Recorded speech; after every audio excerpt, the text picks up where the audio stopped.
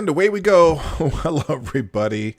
Welcome. Yes, the media all weekend has been talking about the grim milestone that we're approaching. Yes, there will be probably noon today. They will probably have reported that there are 100,000 deaths in the United States from the Wuhan virus, the coronavirus, the whatever. COVID-19, Chinese bad AIDS, whatever the hell you want to call it. And, it's sad, and we got to hear about it all Memorial Weekend, and some outlets, the New York Times, decided to put people on their cover and names of 1,000 people, whatever they got from various places around the country. Although one of those names was interesting.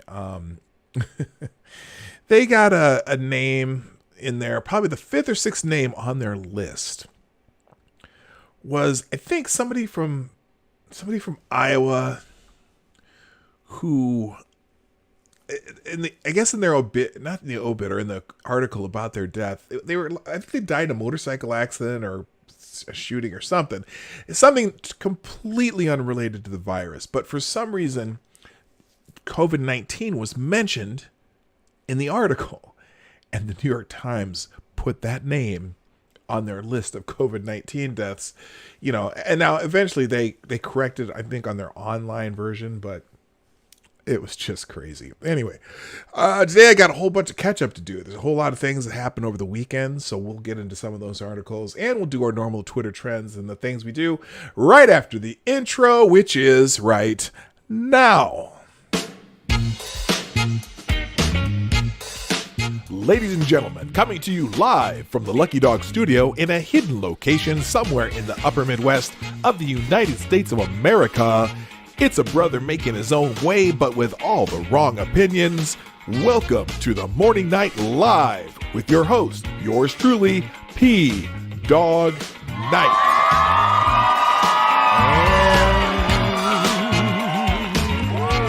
Stop the music. Hello, everybody. Welcome to the Morning Night. Welcome to the Morning Night Live with your host, me, Marty, aka P Dog Night, as I am known on the internet. And welcome back to the P Dog Night channel. It is May 26, 2020. Happy Tuesday. And today I decided to go with a little 80s pop version sound thing. I kind of enjoyed doing that the other day. Hopefully it's not so loud. I watched the replay of my show yesterday, and wow, did I have that jazz music up loud for a mellow day. So every once in a while, if it's way too loud, I kind of like being able to hear it, but I can't really tell the way I have my setup here. I'm going to change my setup when I move everything down into the studio area that I'm building in my basement. And when I change that setup, I'll be able to control the different things differently because different things. I'm going to use a separate laptop for the music, and I'll put that through a different channel, and then I can control it with a monitor and whatnot. Once I buy a sound, whatever. What do you call those things? Soundboards, whatever. Whatever. Anyway. Mixing board, yeah, because I'm gonna change everything up so that it sounds a little more professional. But we'll get there eventually. But until then, you just got to tell me if the music's super too loud. Now, before we get started, let's say good morning to the fans and to the friends and to the people who are in the chat. Now, that's still doing this. It doesn't tell me how many people are here. I have to refresh every time I want to figure out how many people are here. That's kind of weird. But anyway. Nice to see everyone rolling in quickly. Hopefully you're getting the notifications or you're finding my tweets. But let's say good morning. First, hello, Pirate Pete, the Grillin' Pirate Pete, who gets the bell because he was first. And what happened there? Okay, that's just something on my computer. Also, good morning to Jay Wolf, Augusto Pino. Jay, good morning, Mr. President. How you doing? Also, good morning to you guys had quite a conversation going there. Good morning, Gunfox61. Hey, Larry, how you doing? Jay Wolf, E. Michael, Duck Dog, Tyler F., Molly Mags, and TC Ball, Select a Boy. Yeah, boy. We got Kessler, Irish Rose, good morning. Donatello Slap-a-Fellow, one of my favorite names on the internet. Good morning, Amy in Connecticut. Green Badger Outdoor. Black Hebrew Israelite. That's right. Jonas Pedersen, Cynical Lindsay, and everyone else who's rolling in. I am so happy that you all are here.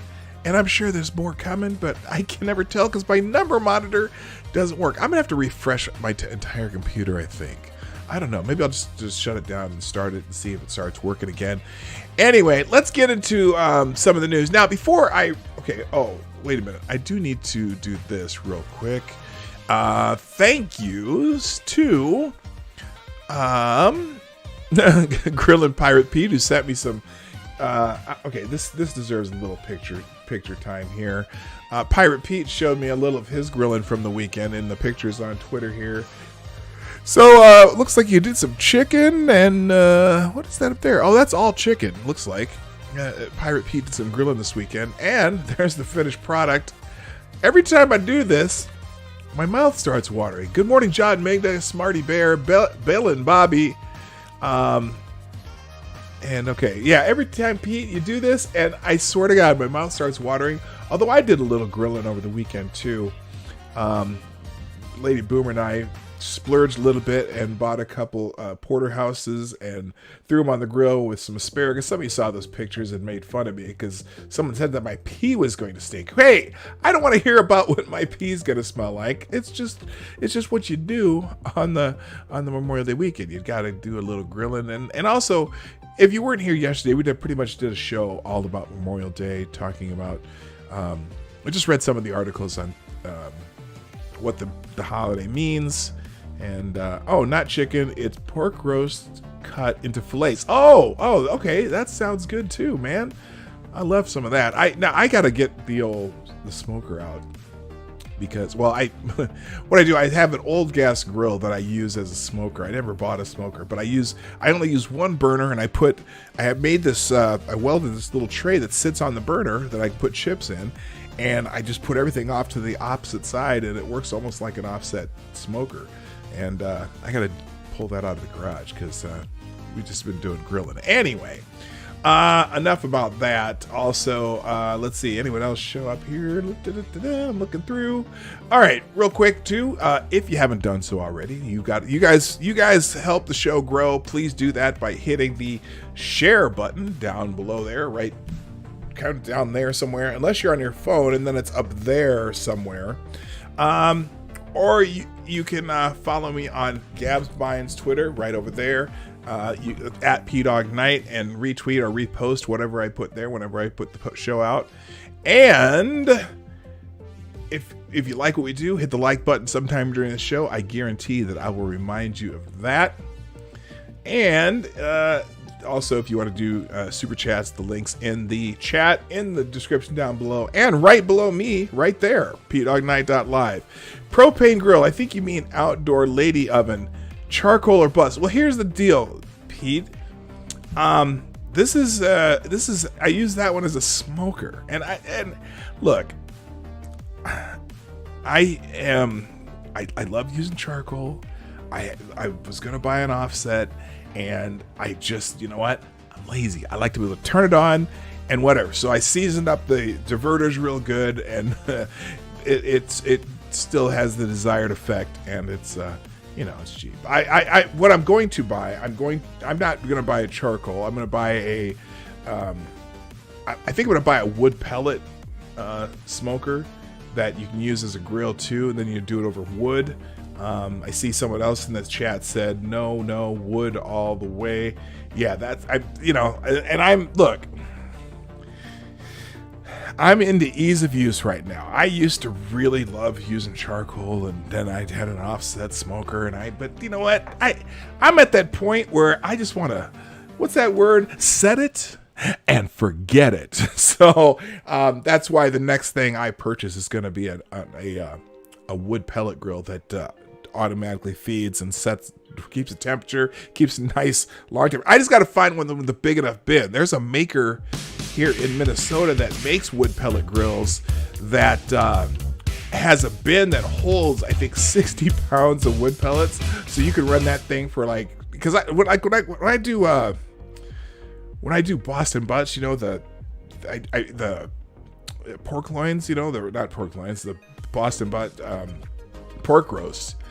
I like to do them for about 16 hours, which means I gotta go check the damn wood every time, and I gotta set my alarm to make sure my wood don't run out. And so that's why I want to get a pellet smoker that'll last like 16, 20 hours, and then I just set it, and I know it's gonna stay at that temperature that I want, because I, constantly checking temperatures and shit is a pain in the ass. But anyway, all right. Good morning also to Chi-Town Jay, Cindy Rochelle, CNN Sucks, Jaeger Pony, the gang is all here. And what I meant to do earlier, I meant to say thank you to the people who have, what the hell did I do there? Oh, I never tweeted this out. No wonder you didn't retweet it.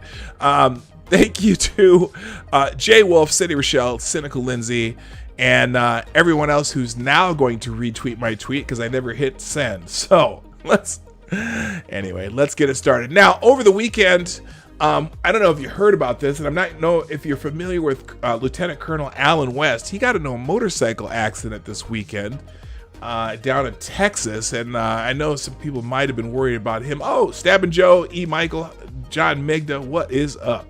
Alan West got into a motorcycle accident this weekend, and you know what? I like Alan West.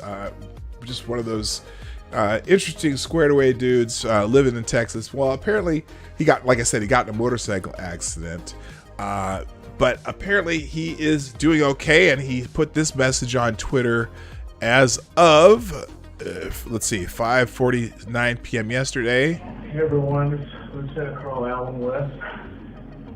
I'm back home now, and I just want to thank you all for all your prayers and lifting me up.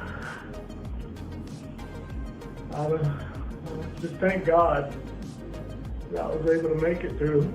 It's going to be a little time to recover, but I'll be back out there. Hopefully I'll be running at least a mile within a week. If y'all didn't know, they're making a new Scarface movie, and I'm going to be starring in it. But thank you. We got to continue to fight for Texas. We got to continue to fight for America. So this may slow me down a little bit, but it's not going to keep me from doing what God would have me to do. And that's to protect this great state and this great country. God bless you all. And thank you again. And we'll see you out there. Bye-bye. All right, so good news for Alan West that he's going to be okay. Obviously, he's a little banged up there. Thank you, RVA Dar, Tyler F, and Chi-Town J for retweeting my tweet that I finally tweeted. Yeah, he got torn up. He got exactly. He got tore up.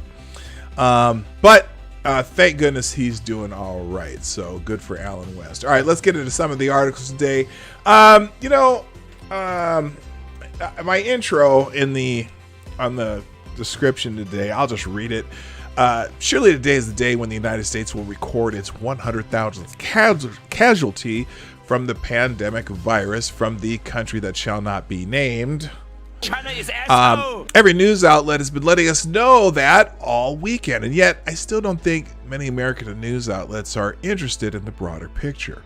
Are we seeing a slowing of infections? Do people know how to protect themselves? Are we going to protect the most vulnerable and get on with our lives, or are we going to keep the entire country locked down into perpetuity?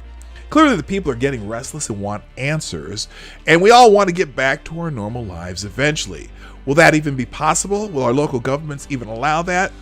Seems that many politicians want to keep that little taste of control that they've gotten during this crisis. And a good case in point is in Chicago, the mayor of Chicago apparently launches a police raid to shut down a church service on Sunday. On Sunday, Chicago's first openly gay mayor, Lori Lightfoot, mounted a raid on a black South Side church for holding services in defiance of her coronavirus lockdown orders. Lightfoot reportedly sent 3 marked squad cars and 2 unmarked cars full of officers to the Chicago Cornerstone Baptist Church in the South Side's Woodlawn neighborhood. Woodlawn is just south of Hyde Park, the area in which the Obamas lived for a short time before Barack Obama became president. And so, yeah, they... Now, there's somebody named Prov336 said, who's growing tired of this lunacy? Yeah, they sent 6 cars out to this church. I mean, now, gosh, it's... And I suppose they were making sure they were doing proper social distancing or something. Good morning, Mr. Hugh. I see you there. The pastor of the mostly black congregation, Courtney Lewis. Oh, I have super chats. I'm sorry. John Migda, thank you so much. Okay. John Migda, I'm sorry. I didn't mean to neglect you. Thank you for the $5 super chat. Got my unenjoyment finally. So here you go. I'm your unenjoyment. I know that was that's a play on words, isn't it, John? An unenjoyment. He got his unemployment. I still haven't got my damn stimulus check. I got to check on that. But thank you, John, for helping me out because we're Lady Boomer's hours haven't been what they were supposed to be. So that helps greatly. Also, with the 223, Justin Hermouth, is that your last name? Is that how you pronounce it? Hermouth? Okay, Justin Hermouth. What do you call a grill if you only use... Wait, what do you call a grill if you only use it to smoke chicken? A cock smoker.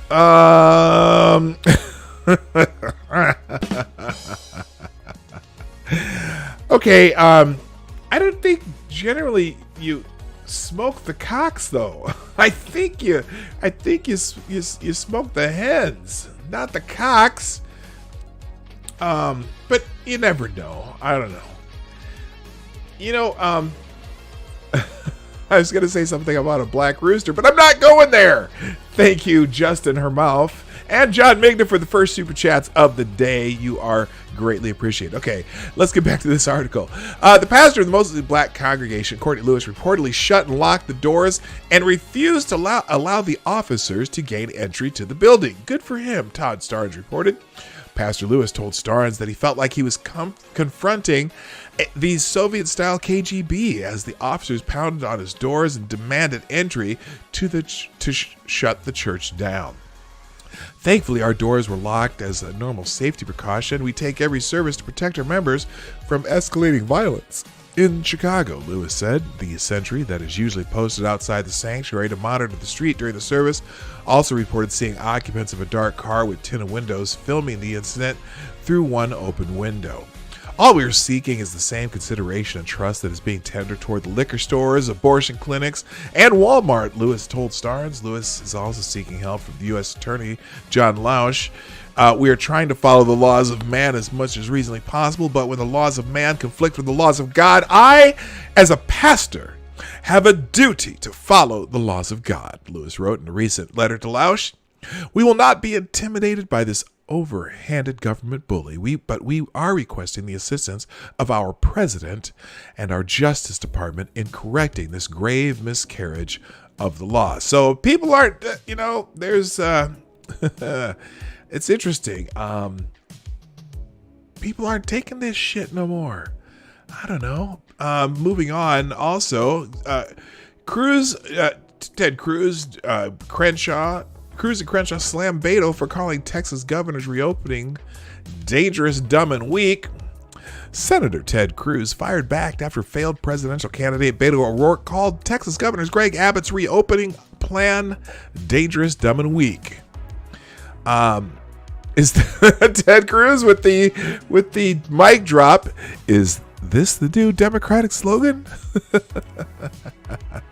And Crenshaw wrote, what a condescending reaction. The guy who wanted to be Texas senator truly believes Texans can't make decisions for themselves and that they are dumb and weak for living their lives and trying to feed their families. And yes, he's talking to all Texans, not just our governor. Governor Abbott can't force anyone back to work. Texans are choosing to do that despite what people like Beto scream from their ivory towers. Beto had ripped Crenshaw the day before and accused him of getting rich selling his books to the GOP.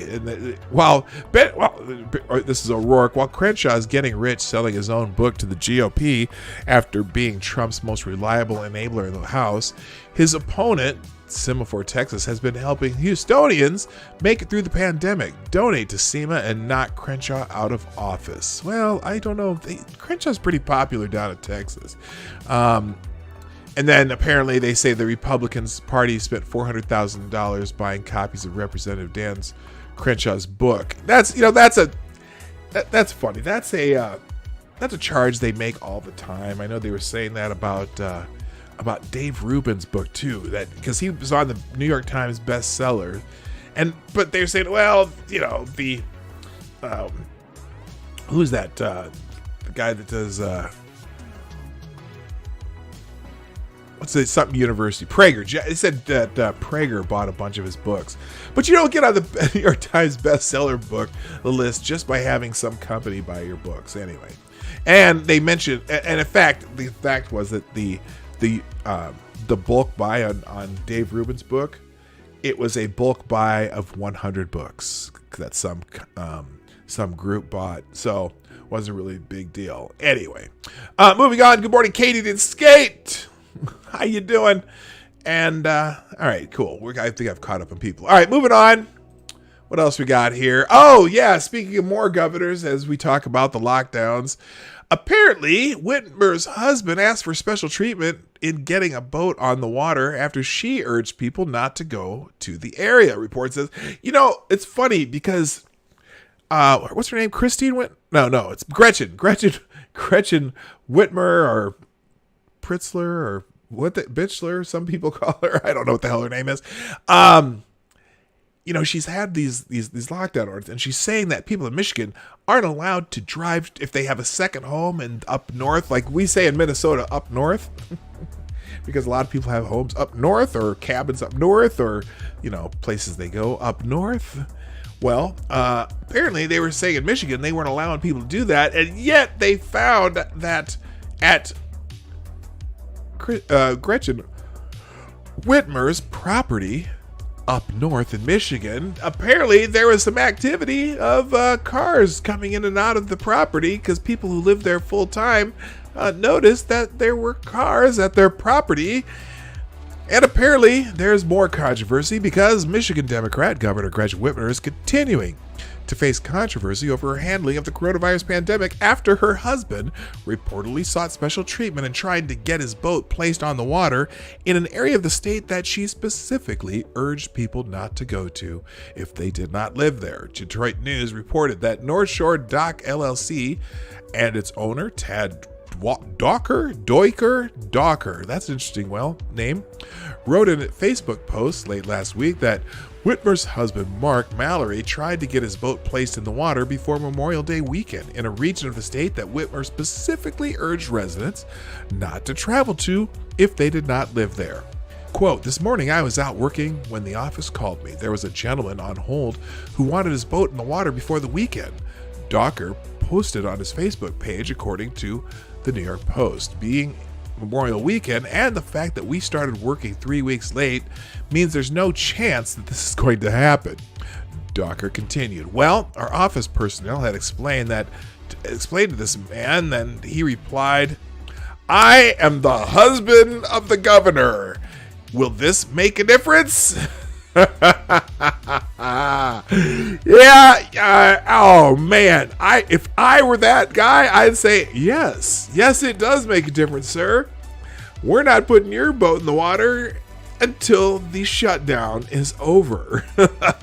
That's what I would have said. But anyway, North Shore Dock LLC later wrote a post about the incident saying, "We simply let him know, sorry, we have a lot going on with with very little time to get it done. We will get you in line to install as soon as we can. All our customers are valued, and we cannot place you in front of others who scheduled earlier. Google Maps showed that the area is nearly a 200-mile drive from the governor's mansion in Lansing, where Whitman and her husband live. The Detroit News noted that the two own a property in the area where they reportedly wanted to go boating. The company said that the post on the owner's personal page was removed because of how viral it went, saying that it was causing more distractions at a time when they were slammed. So there you go.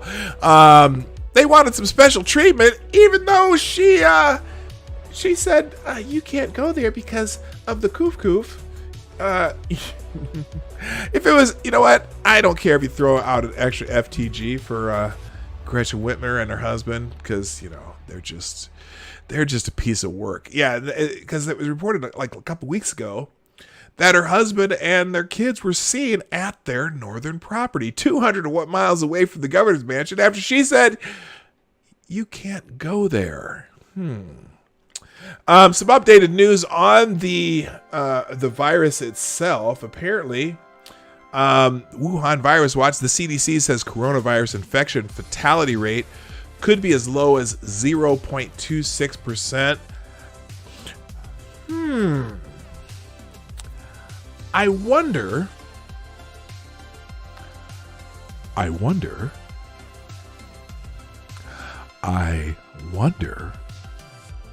if anyone in the mainstream media is going to take note of that and remember what the president said. It was a news conference back in March, somewhere in the middle of March. You know, he was there with Dr. Fauci, and they were talking about what the fatality rate was going to be, and they were saying, you know, it's somewhere around 2%. And Donald Trump said to the press corps in the White House, he said, you know, but I have a feeling it's going to be way lower than that. And they're like, oh, how would you know? Dr. Fauci did that, and Dr. Berg, Dr. Fauci, blah, blah, blah, blah, blah, blah, blah, blah. And he said, you know what? I just have a feeling. And now the CDC themselves saying as low as 0.26%.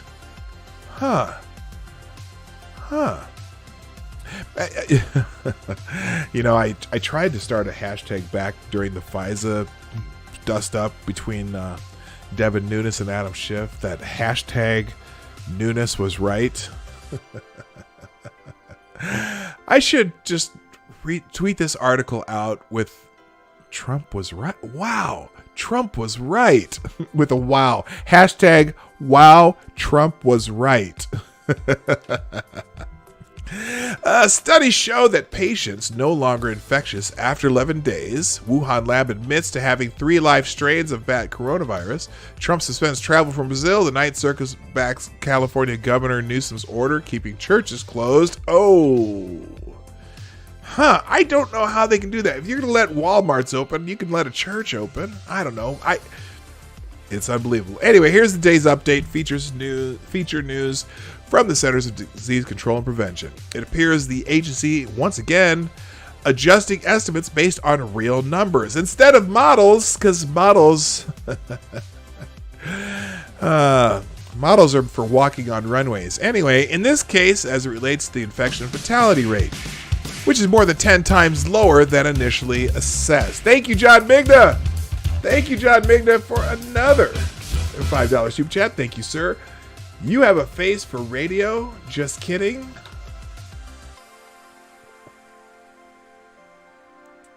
You know, just for that. Ladies, what do you think?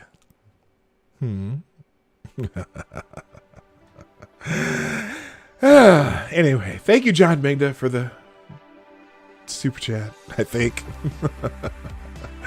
All right. So anyway, in this case, as it relates to the infection rate, fatality rate, which is more than 10 times lower than initially assessed.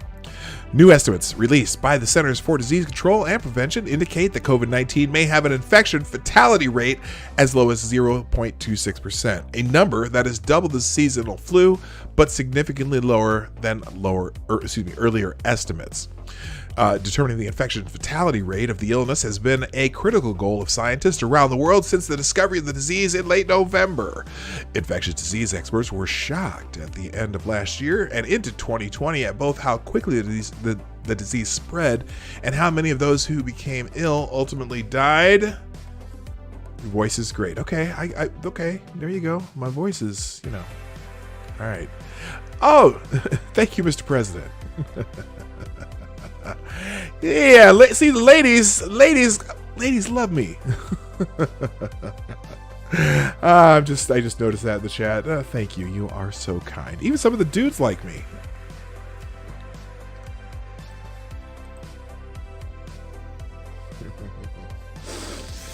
Anyway, back to the article. Determining the infection fatality rate of the illness has been a critical goal of scientists around the world since the discovery of the disease in late November. Okay, I already said that. In early February, modelers at the Imperial College London estimated around 1% of infections of COVID-19 would ultimately result in death. That number, which is about 10 times higher than the seasonal flu, shocked much of the world, including the UK government and most of the 50 US state governments, into shutting down major swaths of their economies and placing many of their citizens under strict stay-at-home orders. Study shows that coronavirus patients no longer infectious after 11 days. Another study offers a more robust understanding of how a person could remain infectious. Coronavirus patients stop being infectious 11 days after contracting the disease, even if they still test positive for COVID-19 on day 12, according to a new study. Singaporean infectious disease experts said they found that the virus could not be isolated or cultured after day 11 of illness, according to a joint paper from the country's National Center for Infectious Diseases and Academies of Medicine. Researchers looked at the viral load in 73 COVID-19 patients to measure whether the bug was still viable and could infect anyone.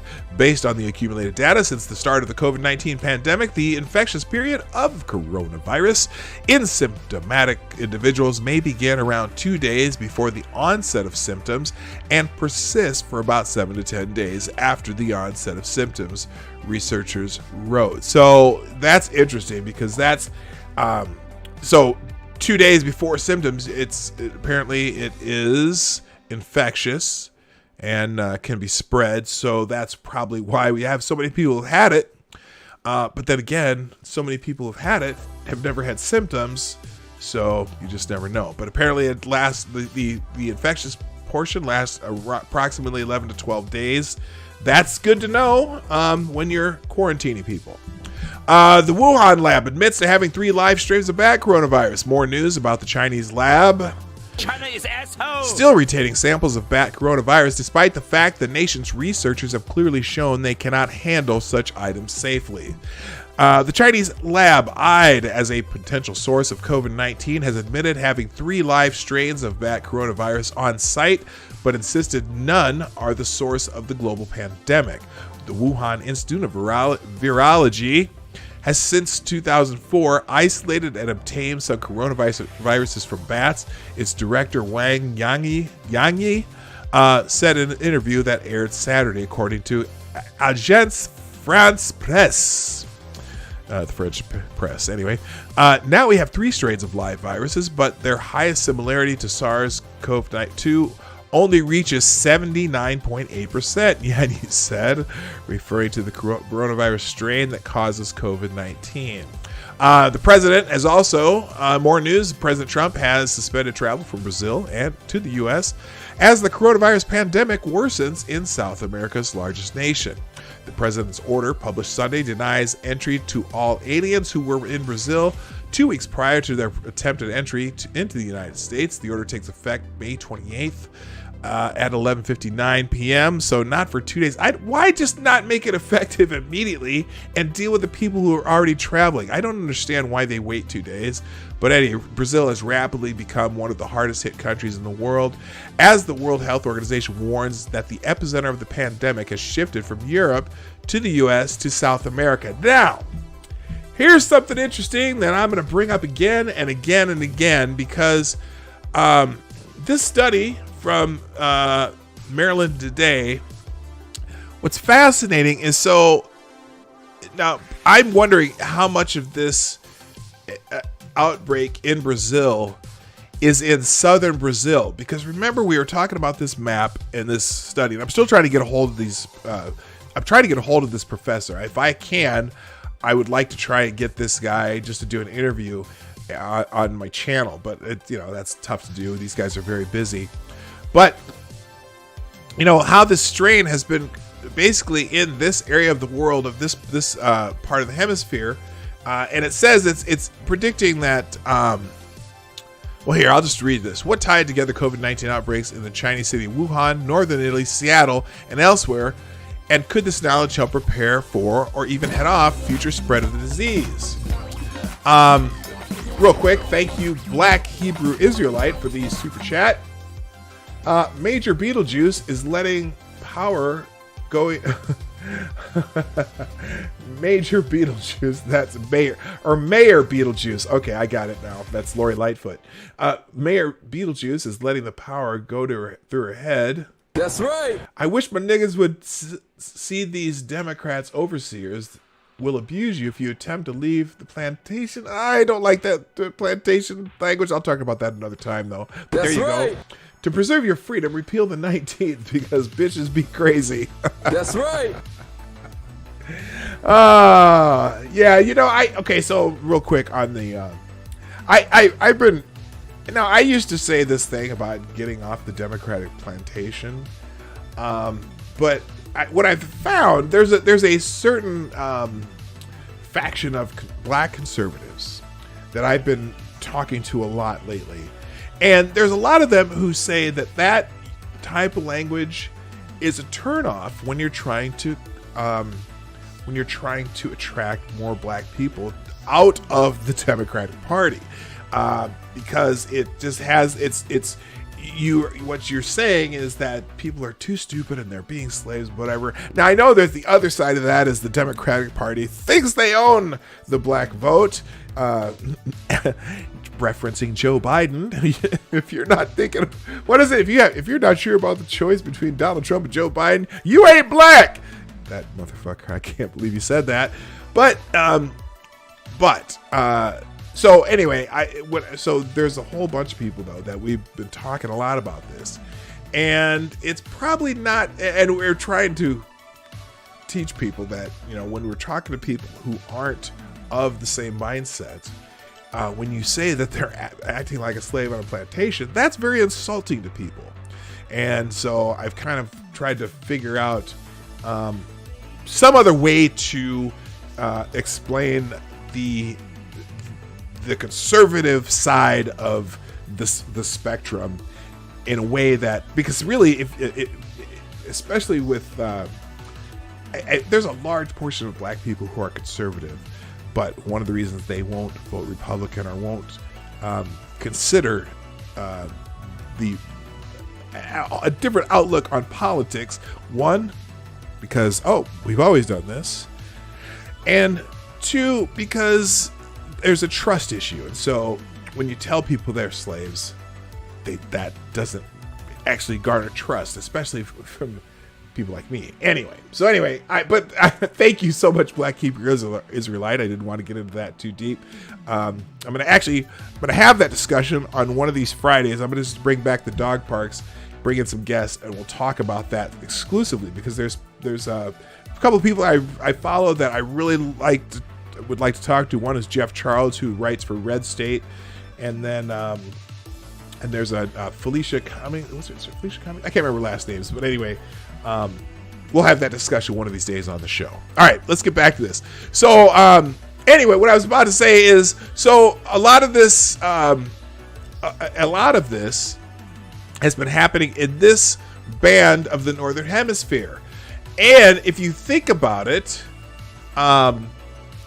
so we're in the end of winter, spring, going into summer months, and that's where this has flourished. Now, think about this, and this is just a prediction. If you noticed, in the rest of the world, if all these countries down here in this red area, which during the summer months would be the more red area, all those countries along this part of the southern hemisphere is going into their fall season, right?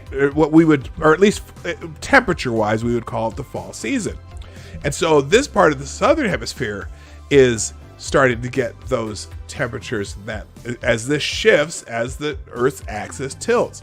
So I'm predicting, because we're starting to see it in Brazil. Now, Brazil, there's 220 million people in Brazil. I'm going to guess that right now, a vast majority of the cases in Brazil are probably down here in southern Brazil. A lot of big population centers, milder weather, and they're going into their, I guess you would call it their winter season. I would imagine that you're going to see in the southern tip of Africa, Australia, New Zealand.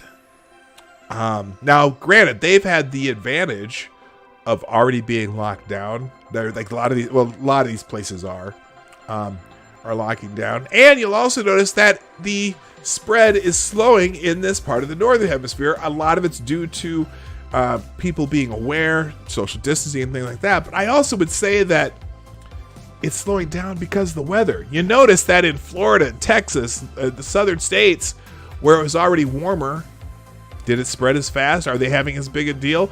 Florida, the largest elderly population outside of New York, and yet Florida really doesn't have as many cases as they do in New York. Now, granted, it had a little bit to do with Governor Cuomo sending people to nursing homes, but I really digress.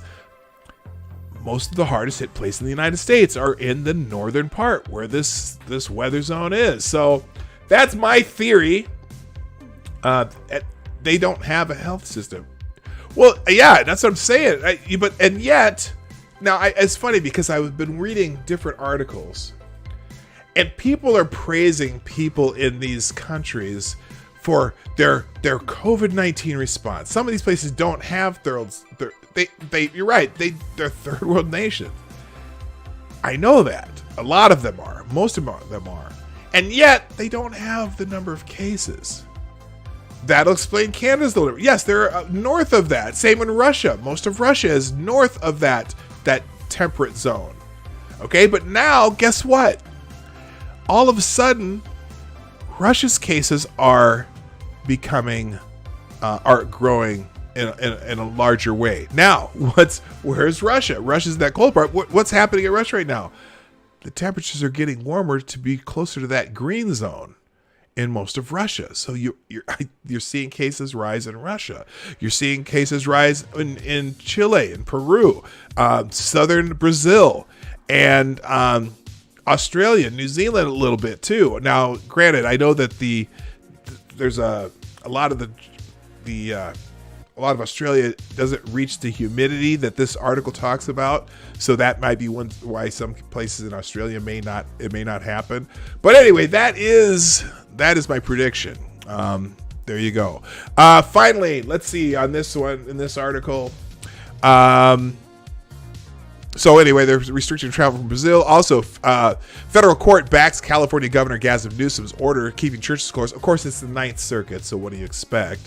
Few surprises ever come from the Ninth Circuit Court of Appeals. The Federal Appeals Court has backed California Governor Gavin Newsom's stay-at-home order banning in-church services to blunt the spread of coronavirus, rejecting an argument from clerics that the governor is treading on their First Amendment right to free exercise of their religious belief. The U.S. Ninth Circuit Court of Appeal issued a split 2-1 ruling denying the request for a temporary restraining order against Newsom's in-church service ban, filed this month by the South Bay United Pentecostal Church in Chula Vista, California. The ruling was issued late on Friday, the same day President Donald Trump demanded governors nationwide allow churches, synagogues, mosques, and other places of worship to reopen immediately. Now, that is just a 3-judge panel, That may be appealed to the full circuit and or to the Supreme Court. Interesting here is California's caseload isn't like out of, based on the number of people who live in California, it's not out of this world. You know what I mean? And there's places in California. Is it for the whole state? There's places in California where they have no cases, but I don't get why they'll open malls or why they'll open Walmart or why they open grocery stores, but they won't let you have your church service. And you know what? I personally, I don't go to church that often. It's pretty rare. In fact, it's very rare. I pretty much only go to church when I go visit my mom. But for some people, that is essential. That is part of them. That is part of their life. And you know what? I just don't get it. That you can find ways to social distance your church. I mean, they were even shutting down drive-through church services. So that didn't make sense at all because that obviously has the social distancing element too. So anyway, that's kind of the update on all things coronavirus. Good morning to Dark Isle, who got here a little bit ago. Also Darnell Parness, Adam Richard, Rolling Bear. What is happening? All right, let's move on. Let's see here. What else I got? Oh, so about the masks. Now, I wear a mask when I'm around my mother-in-law, just for her peace of mind. And I wear a mask in stores that require me to, like Menards. I told you my Menards story a while back. I don't wear a mask at UPS because they don't ask us to. I mean, some people wear masks, some people don't. It's their choice. You don't work close to people there. At least I don't. And apparently, Jimmy John's, everyone in there wears a mask. So some restaurants, I see everyone wearing masks. Some grocery stores, I see the staff wearing masks, but they don't require you to wear masks. Let's talk a little bit about masks. And this is an article from Front Page Magazine. Mask Nation and the Asperger's, more proof that we're living in the age of the great unreason. Y'all need Jesus, Zombie Teddy. Yes, we all need Jesus. Good morning also to Zombie Teddy and Maniac Man. How you doing? The internment of 2020, otherwise known by the Orwellian nomenclature of social distancing and shelter in place, has always been nothing more or less than an exercise in social engineering unprecedented in American history for both the magnitude of its reach and as well as the speed with which it has been executed. Did I mention that I have my cup of reparations coffee with me? And it is delicious. Thank you. What we have witnessed over the span of the last 2 months or so is the fundamental transformation of the United States that has long been the prize on which the left has had its eye. Whether the political or media elites who authored this dark chapter of our national life by stoking and exploiting the fears of tens of millions of American citizens will succeed in relegating forever to the dustbin of history the mode of existence we enjoyed just 8 weeks ago is left to be seen. Those fears, though, those wildly irrational, paralyzing, life-denying fears have hurled the country into the age of the great unreason. And nothing illustrates the contradictions of this age more than the establishment's position on the wearing of masks. As recently as March, during an interview with 60 Minutes, none other than Dr. Anthony Fauci himself insisted that there is no reason whatsoever that anyone except the healthcare providers who really need them should be walking around with a mask. Fauci can be seen on video. Right now in the United States, people should not be walking around with masks. You're sure of it? Because people are listening really No. closely to this. Right now, people should not be walking. There's no reason to be walking around with a mask. Really? When you're in the middle of an outbreak, wearing a mask might make people feel a little bit better, and it might even block a droplet, but it's not providing the perfect protection that people think that it is. And often, Who's this there guy? unintended consequences. Who is this People conspiracy keep fiddling theorist that with we're the listening mask to and they right keep now? touching Who their the face. hell is this Can you dude? get some schmutz sort of staying inside there? Of course. Schmutz. But when you think masks, you should think of healthcare providers needing them and people who are ill. That was in March. He was actually mocking the notion already entertained by those who were making a run on them that mask would protect them from contracting the virus. Making air quotes gestures with his hands, Fauci remarked that while wearing a mask might make people feel a little better, and while it may even block a droplet, the bottom line is that it's not providing the perfect protection that people think that it is. Beyond this, the mask is even counterproductive. There are often unintended consequences of wearing a mask. Someone had asthma, they can't wear a mask. Irish Rose. I have asthma. People with asthma can't wear them. I have a hard time. Well, I don't have any asthma, but I just have a hard time breathing in the masks I use. Let's see. Beyond this, the mask is even counterproductive. There are even often unintended consequences of wearing a mask, Fauci said. For people keep fiddling with the mask and they keep touching their face, or they just pull it down when they talk. I just think that's hilarious.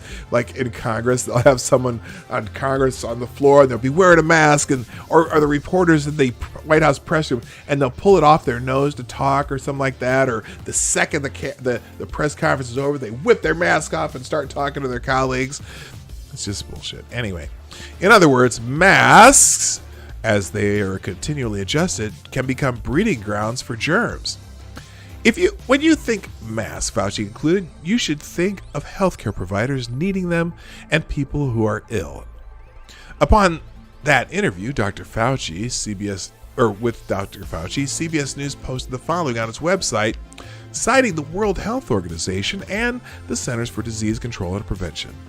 It noted that the only people who should be wearing masks are healthcare providers, patients with confirmed or suspected COVID-19, and healthy people only when they are taking care of those who are sick or suspected of having the virus. Furthermore, and right below the video of this interview with Dr. Fauci, CBS shares the guidelines for those whom it is vital to wear masks. They must put the mask on with clean hands, remove it from behind without touching the front, wash hands immediately after removing it, dispose of it properly, and never reuse a single-use mask. On February 29th, United States Surgeon General Jerome Adams tweeted, "Seriously, people, stop buying masks. They are not effective in preventing general public from catching coronavirus. But if healthcare providers can't get them to care for sick patients, it puts our communities at risk." Adams conveyed to Fox and Friends, that's the devil incarnate. You just got to know that. Adams conveyed essentially the same point made by Fauci. You can increase your risk by you can increase your risk of getting it by wearing a mask if you are not a healthcare provider. He added, folks who don't know how to wear them properly tend to touch their faces a lot and actually can increase the spread of the coronavirus. Yeah, I see that all the time. People fucking around with their masks. Anyway, but of course, it wasn't just Fauci and Adams who insisted that masks are at best ineffective in providing protection and at worst potentially counterproductive. So too did Vice President Mike Pence, whom the president entrusted to preside over his coronavirus task force, as well as the physicians who were up here with him during a press conference at the end of February. Let me be very clear, and I'm sure the physicians who are up here will reflect this as well. The average American does not need to go out and buy a mask. But the WHO and the CDC maintain that people should not be wearing masks, or both, according to the former. If you do not have respiratory symptoms such as fever, cough, runny nose, you do not need to wear a medical mask. Masks should only be used by healthcare workers, caretakers, and by people with those symptoms. The CDC said, do not use face masks. The CDC does not recommend the use of face masks for the general public to prevent the spread of COVID-19. On February 26, Business Insider ran with the following headline, quote, "People are racing to buy face masks amid the coronavirus outbreak, but they probably won't protect you from illness." In the article, it said, of the many preventative measures you can take to protect yourself from the new coronavirus, wearing a face mask is one of the most visible. But for members of the general public, health experts don't think it'll help much. Eric Toner, a scientist at Johns Hopkins Center for Health Security, is quoted, quote, "There is little harm in it, wearing a face mask, but it's not likely to be very effective in preventing it, as in the virus." Within mere weeks, the same aforementioned figures and agencies were singing not just a different tune, but a radically contradictory tone. Surgeon General Adams went so far as to make a video in which he supplied instruction for people who were interested in making their own masks. The attempt of defenders of the experts, those who fascinatingly, even if perversely, seemed to relish in both the notion that a deadly plague is sweeping through the land and the perpetual internment of the citizenry to resolve the glaring contradictions, would be comical if their folly didn't adversely impact hundreds of millions of their fellow Americans. Their efforts are almost as illogical as the mutually contradictory relationship between the rapidly changing positions on masks taken by the experts whom they defend. Someone named Alex Mahadevan, on a site called Pointner, a representative of this line. When Mahadevan realized that the video of Fauci's March interview on 60 Minutes, in which he implores Americans not to wear masks, and to which showed just a little bit ago, had been uploaded to YouTube on May 9th, he immediately dismissed this, he immediately dismissed this as but more instance of bad coronavirus information. Wait a minute! How could it be bad coronavirus information from Dr. Fauci? I don't understand. Of the video, Mahadevan writes, "One glaring problem. The clip is from a March interview." Really? Okay, and? Why is this the glaring problem that the author insists it is? Well, in early April, a whole 4 weeks later, the CDC updated its guidelines to recommend Americans wear masks in public. Okay, now those of us who lack that curious but quite authentic inability to think that Hannah Arendt observed in Adolf Eichmann need to pose some questions to the Mahadevans of the world and anyone else who seek to resist succumbing to the great unreason. 1. What new groundbreaking information concerning COVID revealed itself during those 4 weeks that unanimously compelled the experts to flagrantly contradict the very position that they had unanimously assumed just 4 weeks earlier? That's a great question, isn't it? Number 2, if masks were ineffective and possibly hazardous at the beginning of March, why are they now effective? Number 3, if the experts were correct in prescribing the wearing of masks at the beginning of April, doesn't this mean that they were incorrect in basically proscribing masks at the beginning of March? 4, whether the experts were correct in April and incorrect in March, or vice versa, were they not then wrong at some time? And if they were wrong at any one juncture, why suppose they are correct now? Number 5, if then, masks are, as the experts now tell us, protection against the spreading the virus, then why does the internment continue? I don't like using internment. That's kind of spicy word to call the lockdown orders internment. But anyway, why not reopen everything and just require Americans to wear masks when out until the virus disappears from the earth?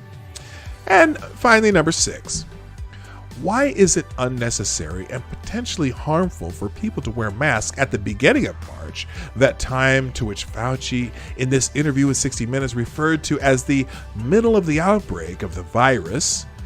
But today, after the curve has been flattened and the crescendo of the virus has long behind us, why are masks necessary?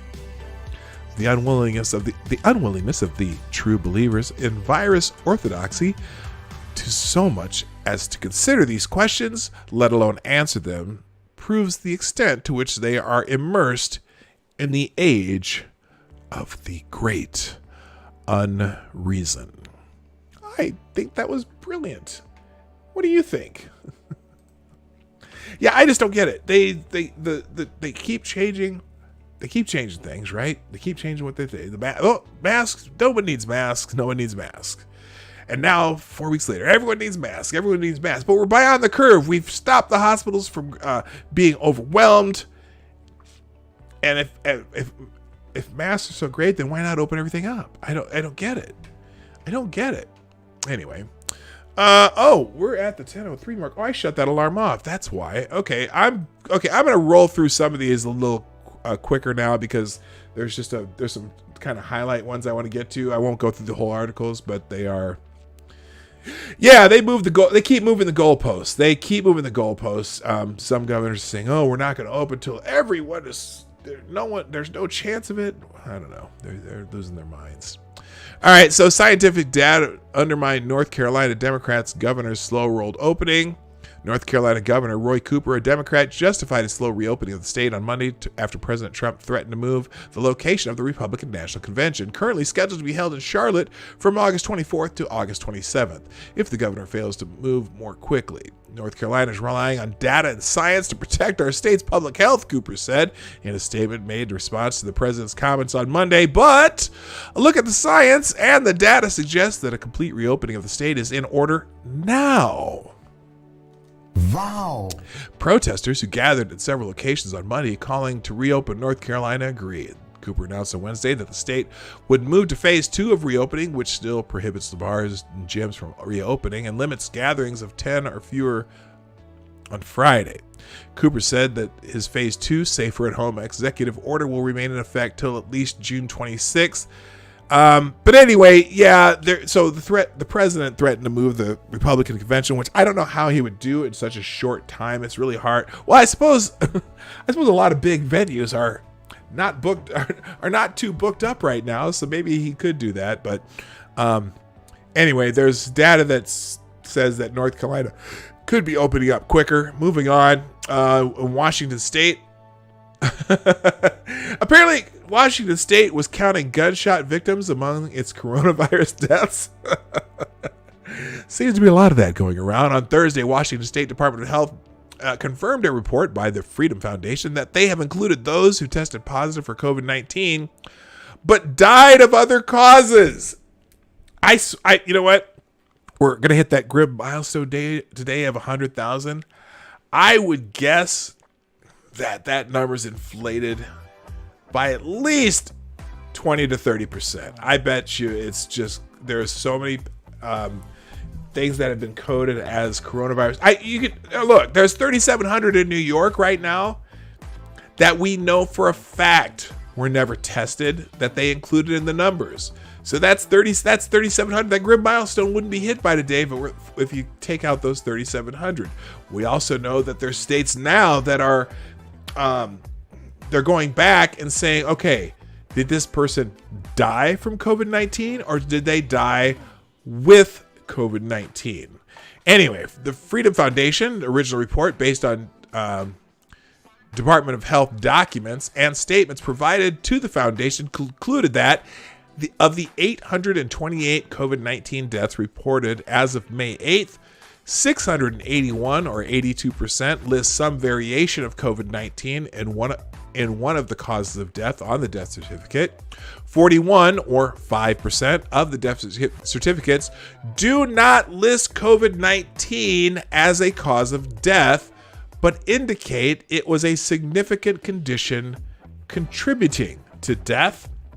And 106 or 13% of the cases they said were COVID-19 deaths involved persons who had previously tested positive for COVID-19 but did not have the virus listed anywhere on their death certificate as either causing or contributing to the death. When asked about the foundation's report at a press conference on Monday, Governor Jay Inslee dismissed it as dangerous, disgusting, and malarkey. Well, yes, Governor Inslee, it is dangerous, disgusting, and malarkey that you have those listed as COVID-19 deaths. That's the problem, sir. He further accused the Freedom Foundation of fanning these conspiracy claims from the planet Pluto and not caring about the lives lost to COVID-19. Yet the Department of Health officials largely confirmed the main findings of the foundation's report in Thursday's briefing. So, thank you, Black Hebrew Israelite, for the $2 super chat. I didn't mean to promote Mayor Beetlejuice, but that crazy bug-eyed bitch is all too willing to trample over all your rights to maintain power over you. That's right. At the same time, she wants to release murderers and rapists from prison. That's right. Repeal the 19th. That's right. That's right. Thank you, Black Hebrew Israelite. Always poignant things on the super chats. Thank you, sir. So let's review Democratic Governor Jay Inslee, who inexplicably ran for president last year. Yes, that really happened. The featured image in this article proves it. Called out the Freedom Foundation for doing math, saying they're from Pluto, and then acknowledged that they did the math right. Yeah. So FTG to... Oh my gosh. And the Western PAC is demanding $1 trillion coronavirus bailout for their own past budget mistakes, especially California, who's way in debt. Anyway. Yeah. So way to go, Governor Inslee. Moving on. Do this one. Yeah, there's a whole article. Here's a good article on Cooking the Books on coronavirus deaths. I'm not going to read this one, but I'll put it in the chat if you want to read that one later. Did I do that right? No, I didn't. There we go. Let's scroll V. There we go. From the American Thinker, just showing how so many of these coronavirus deaths are not necessarily what you think they are. Here's the biggest one that I just talked about. New York City, already a world epicenter of the coronavirus outbreak, sharply increased its death toll by more than 3,700 victims on Tuesday after officials said they were now including people who had never tested positive for the virus but were presumed to have died from it. They never tested them. Here's another one. Hospital administrators might as well want to see COVID-19 attached to a discharge summary or death certificate. Why? Because if it's a straightforward garden variety of pneumonia that a person is admitted in the hospital for, if they're Medicare, typically the diagnosis-related group lump sum payment would be $5,000. But if it's COVID-19 pneumonia, then it's $13,000. And if that COVID-19 pneumonia patient ends up on a ventilator, it goes up to $39,000. So why would a hospital administrator want to put COVID on a death certificate or even a patient certificate? Oh, maybe the subsidy's higher. Oh my gosh. Anyway, that's in that article that I linked. We're going to move on.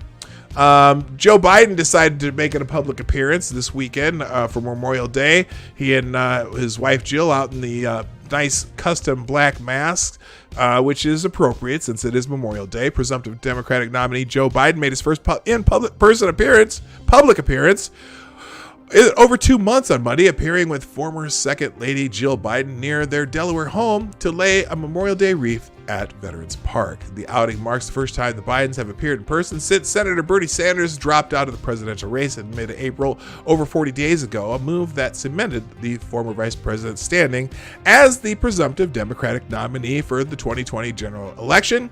According to the Associated Press, the former vice president abruptly canceled his last scheduled public appearance at an Ohio rally on March 10th. CNN reports that in the time since, Biden has only left his home for personal reasons like walks and bike rides.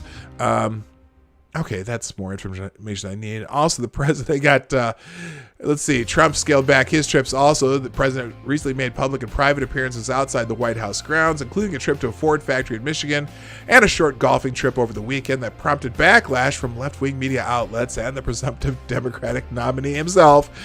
The president is moving around the course in a golf cart alone, but is golfing with 3 partners, remarked Jason Hoffman, who tweeted out two grainy pictures a CNN photographer captured of the president taking time off over the long weekend. None of the men were wearing masks. Oh my God, they weren't wearing masks, and they were outside golfing in separate golf carts and maintaining social distancing and whatever.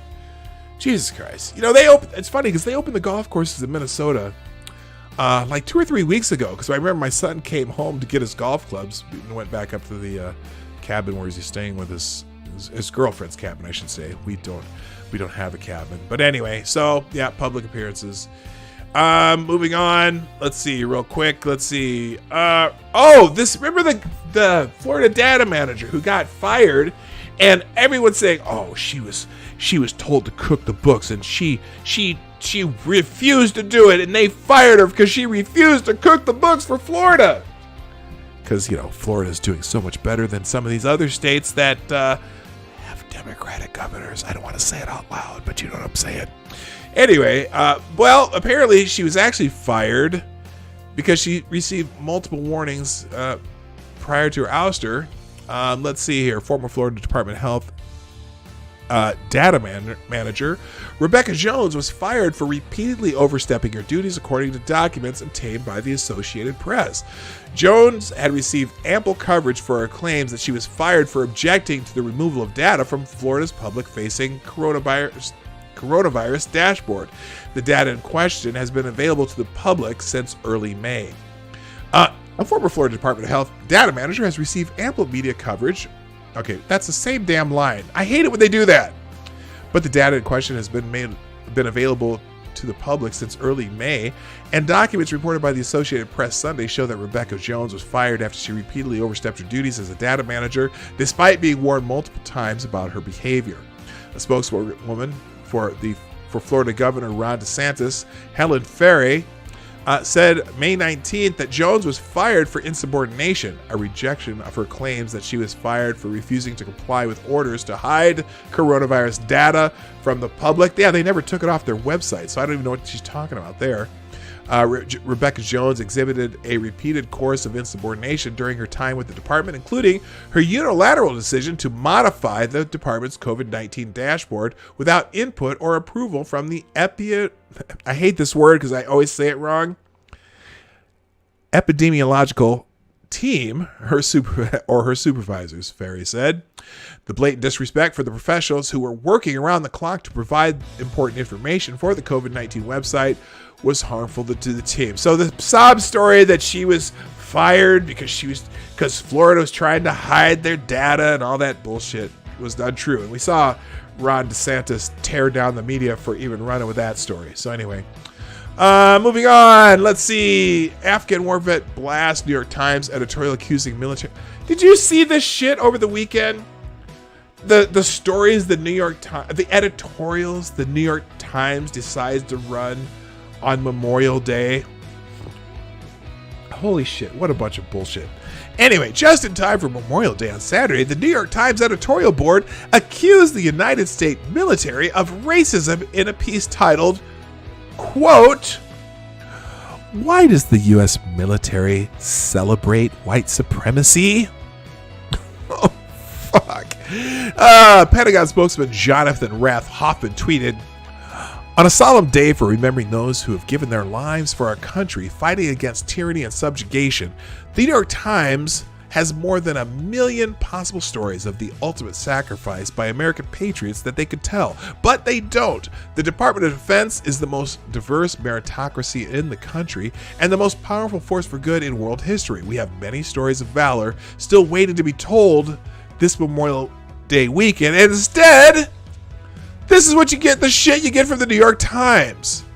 FTG New York Times. I'm just, enough said. I'm moving on. FTG the New York Times. Unbelievable. Mike Pence, social media censorship. Mike Pence was talking about this. Vice President Mike Pence told Breitbart News that the Trump administration is not going to tolerate social media and big tech companies aiming to silence conservative voices in the 2020 elections. I'm going to say good luck and more power to you if you can. I think it's going to just get worse and worse the closer you get to the election, though. I'm just saying. Asked during an exclusive interview on Friday about big tech companies like Twitter, Facebook, Google, and others downplaying conservative voices, Pence said that President Donald Trump has made it very clear this type of behavior is unacceptable. Pence's interview aired on Breitbart News Saturday on Sirius XM 125, the Patriot channel. So here's the Wall Street Journal's take on it. President Trump is considering establishing a panel to review complaints of anti-conservative bias on social media, according to people familiar with the matter, in a move that would likely draw pushback from technology companies and others. The plans are still under discussion, but could include the establishment of a White House-created commission that would examine allegations of online bias and censorship, these people said. The administration could also encourage similar reviews by federal regulatory agencies such as the Federal Communications Commission and the Federal Election Commission. Now, I am majorly torn when it comes to this type of talk. I struggle with the idea of them being able to tell private companies that you have to do this and you have to do that, but I also fight with these same private companies who always try to censor people.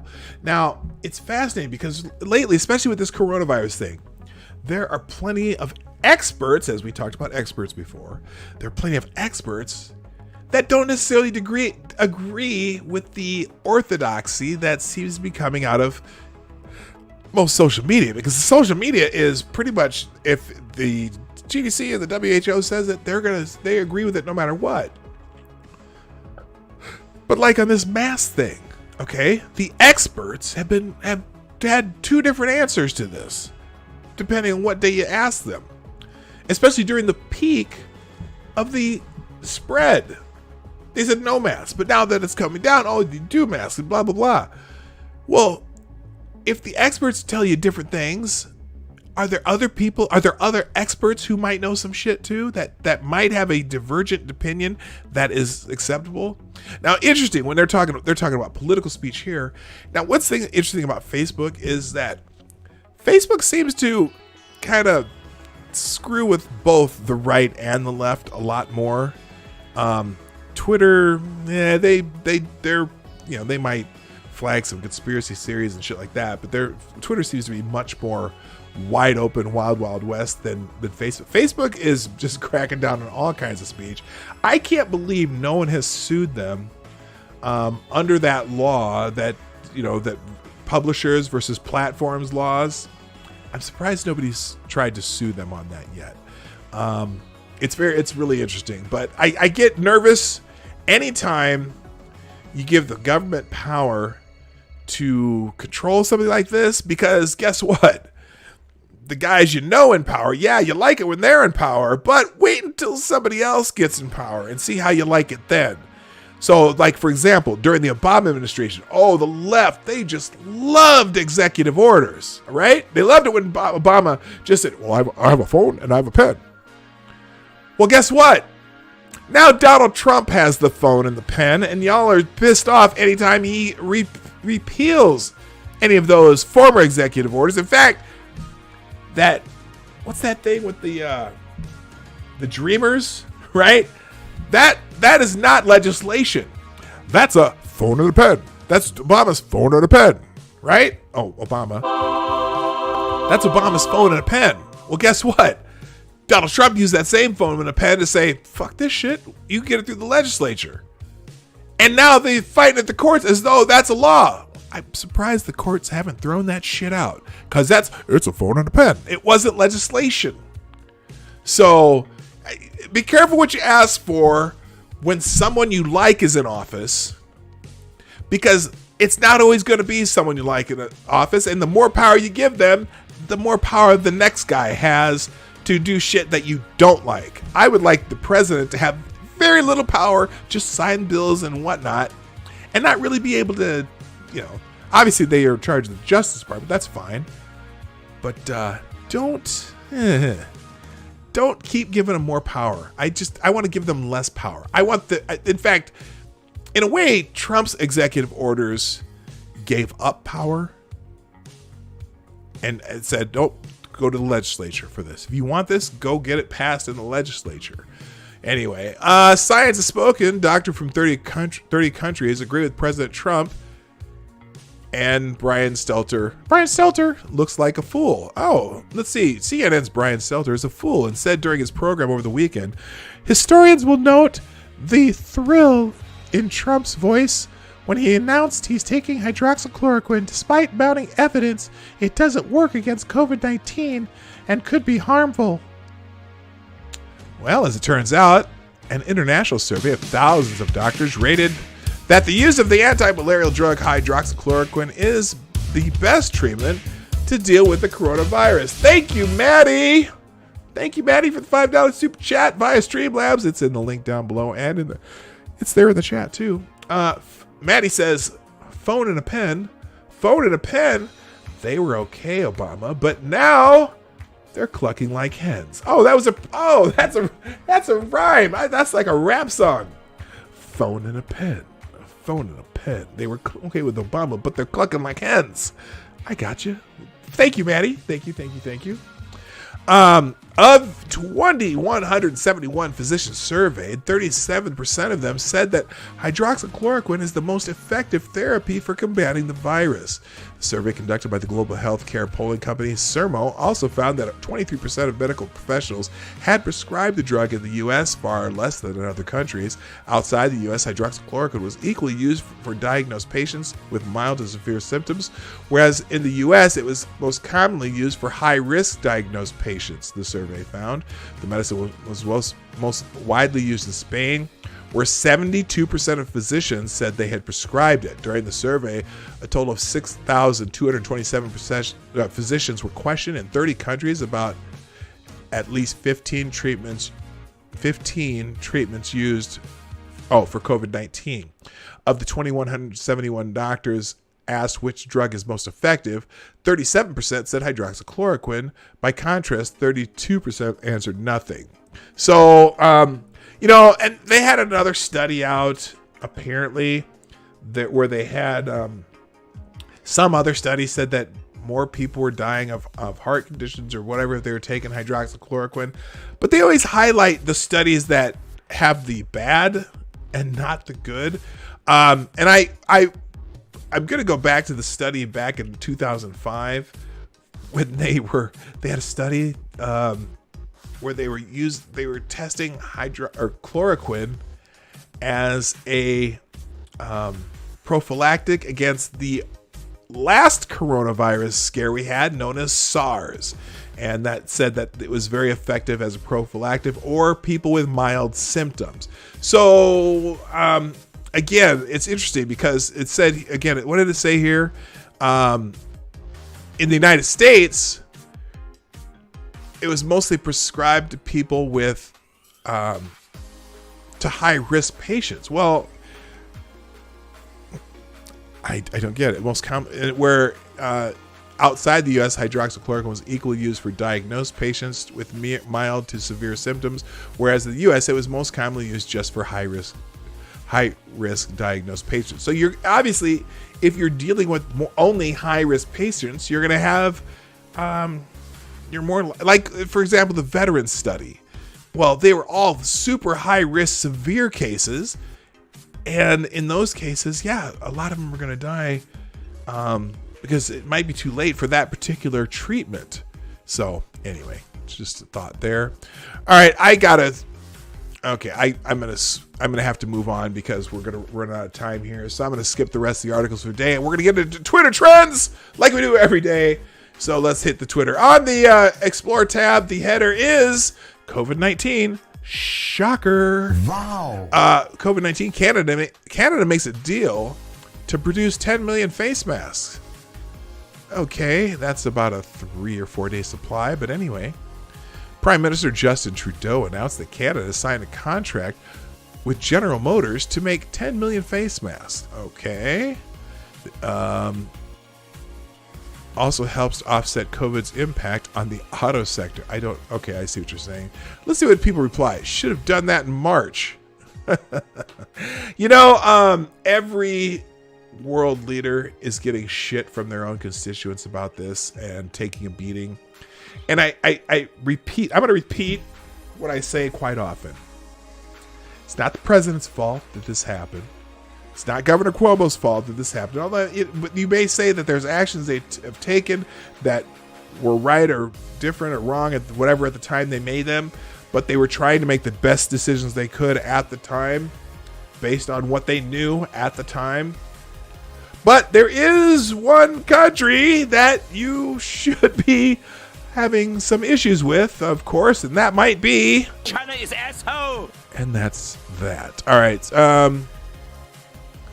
So yeah, Trudeau's got 10 million masks. The New York Stock Exchange partially reopens for the first time since March 22nd. Tyler releases official statement on state of emergency extension. Putin says Russia has passed peak of infections. We'll see, because the temperature's getting warmer there. I wonder.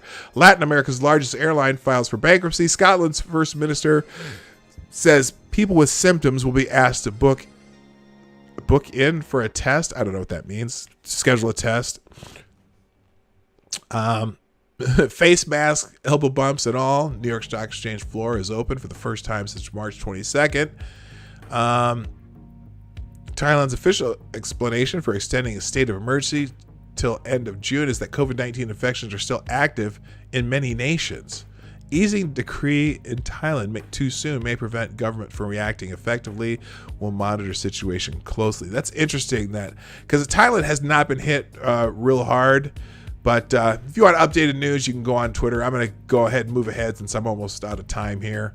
Let's go ahead and see what else is happening in the world and what's trending in America. Take Trump off. Oh, well, Sneakers, the Sneakers app is trending, but take Trump off Twitter is trending. Oh, the hashtag activists are at it again. Now, they're kind of pissed because of this tweet about Joe Scarborough. Dear Twitter, you need to advise your client properly. You too can be sued in a court of law for not enforcing your anti-harassment policies on social media. If stress, injury to a person, or reputation happens due to malfeasance, you'll get sued big. Take Trump off of Twitter.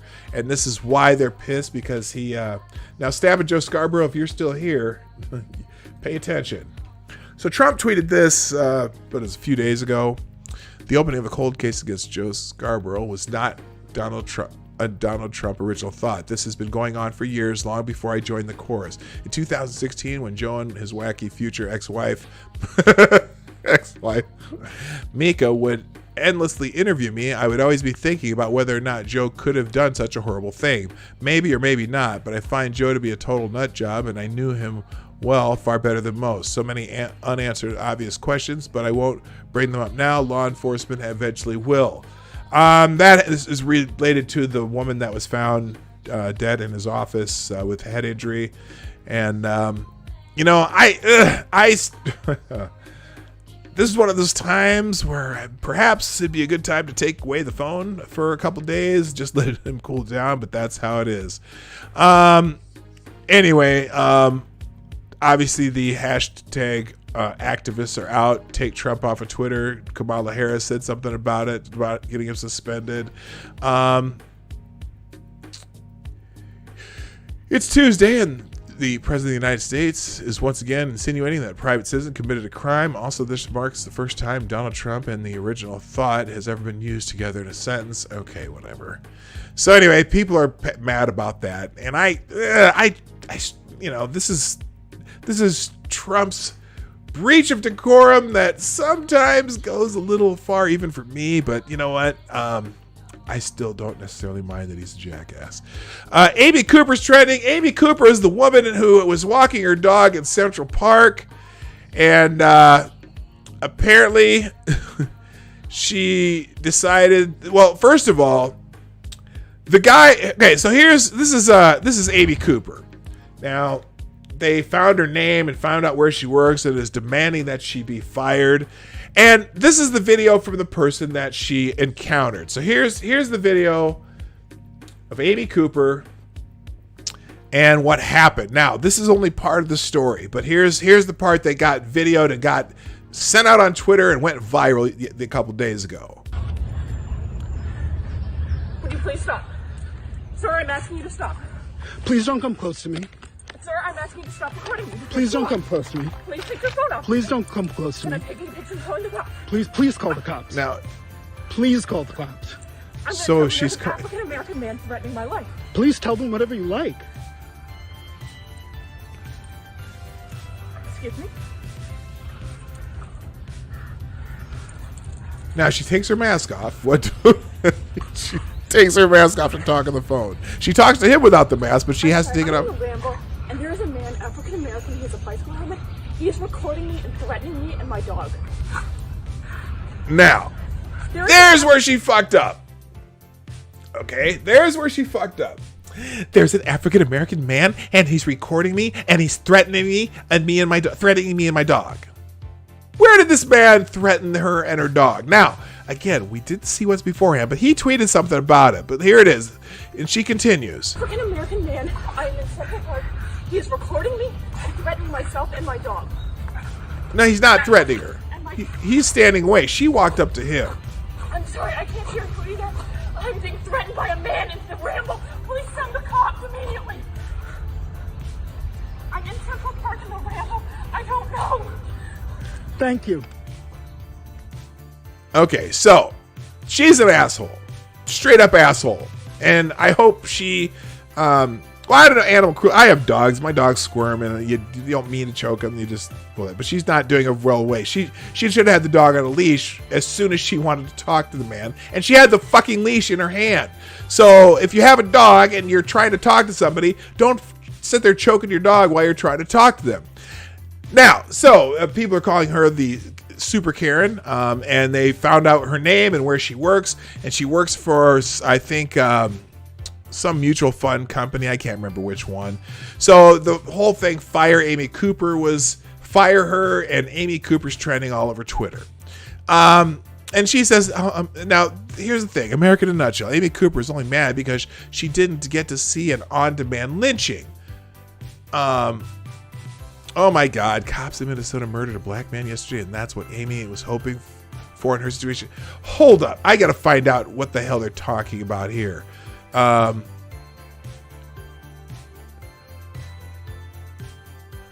sincerely and humbly apologize to everyone, especially to that man and his family. She said in the phone call, it was unacceptable, and I humbly, fully apologize to everyone who's seen that video, everyone who's been offended, everyone who thinks of me as in a lower light, and I understand what they do.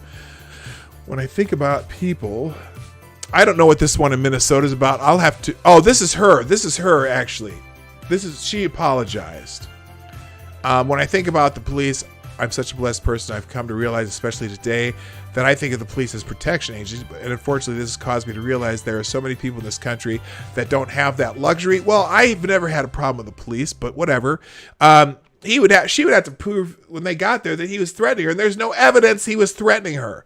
But who knows how they work. But for anyone who thinks Amy Cooper is being treated too harshly, she knew that this was a distinct possible consequence of her phone call. He screamed, I cannot breathe, don't kill me. He was handcuffed face down. Onlookers begged police to let him up. As he gasped for air, Minneapolis police officer refused to budge. He died gasping and pleading for his life. Horrific, barbaric. I'm going to have to read that. I have not seen this article yet. But they're comparing it to Emmett Till. The guy, okay, so look, first of all, now, the guy who filmed this, obviously Amy Cooper is a Karen type, but also the guy who filmed this, he tweeted out what happened before this. So she saw the woman walking with her dog off leash. And so he started chirping at her about her walking her dog off leash in an area that you're not allowed to walk your dog off leash. And I'm going to film you, and I'm going to do this. And apparently he said something about, she said, you know what? The off leash areas of the park are closed. So I'm just doing this here so my dog can get some exercise. And he said something about having the dog come over to him and pulled out a treat, because he called the dog over to him, and she said, my dog will not come to you.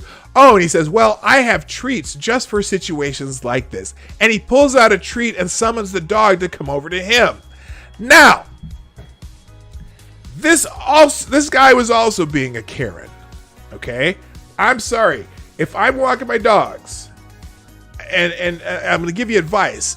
If you see someone walking a dog, don't ever call someone else's dog over to you without permission, first of all. And especially don't offer anyone's dog a treat without permission.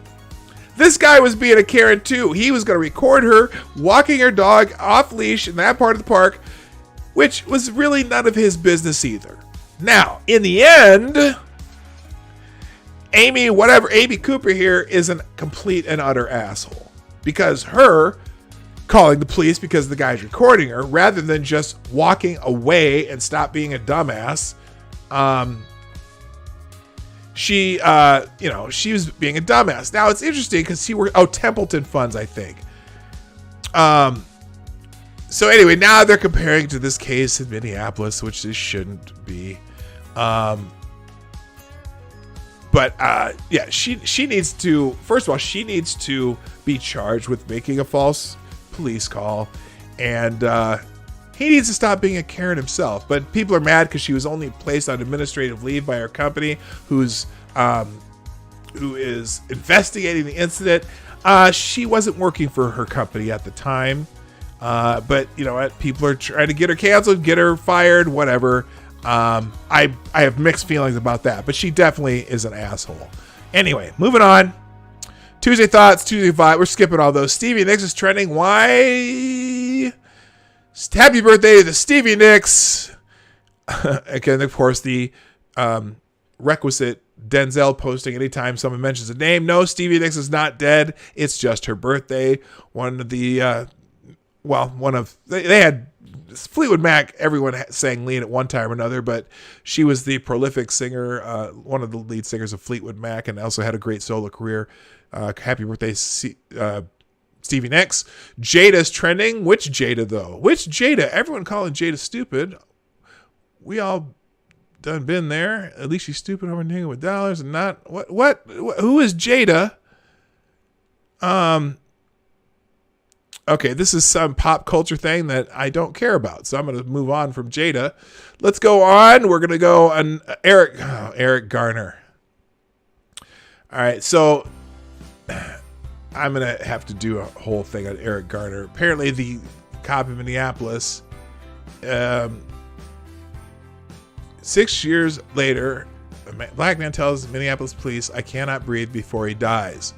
I'm going to have to, like I said, I'm going to have to get into that post later. I don't know anything about this case.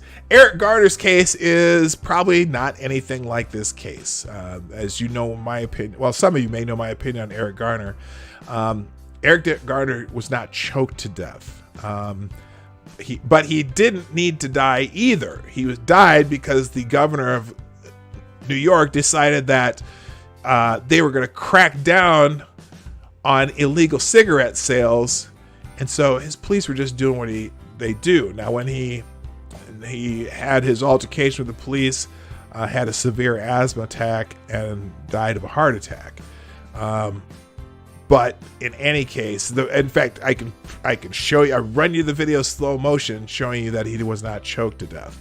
However, he didn't need to die. It was absolutely stupid that they, instead of giving this guy a citation for selling, Lucy's legal cigarettes, they decided that they were going to crack down on this and arrest people for selling illegal cigarettes. And Eric Garner is a big man, and so several cops decided they were going to arrest him. And in that process, the man died, and he didn't need to, over some goddamn cigarettes. So anyway, I don't know anything about this case in Minneapolis. I can guarantee you it has nothing to do with... I don't know why this one happened. So anyway, dunks trending. Don't know why. Me thinking I was actually gonna comp the dunks. Okay, that's a shoe on sneaker app. Anyway, Ben and Jerry trending. Why? Me looking. Oh, more sneakers app stuff. Never mind. There's, for some reason, the sneakers app comes up trending like once a month, and I never really know why, but I'm just going to try to skip that. K-pop, New York Stock Exchange, we already know the trading floor reopened. New York Stock Exchange again, trading floor already open. Let Me Go, that's probably has to do with the Minneapolis case.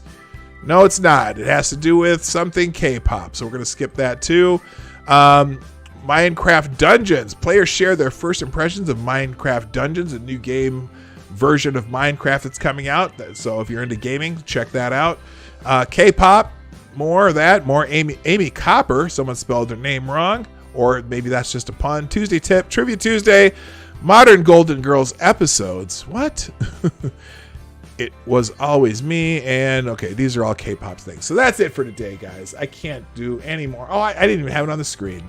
Another gay ice cream? No.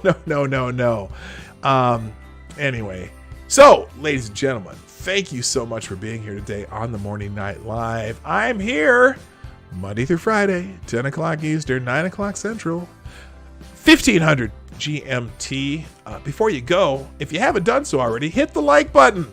I now had to refresh to see how many people are even here now, because I don't know why the rolling tally doesn't go. 42 people here, 30 likes. So at least 12 of you haven't hit that like button.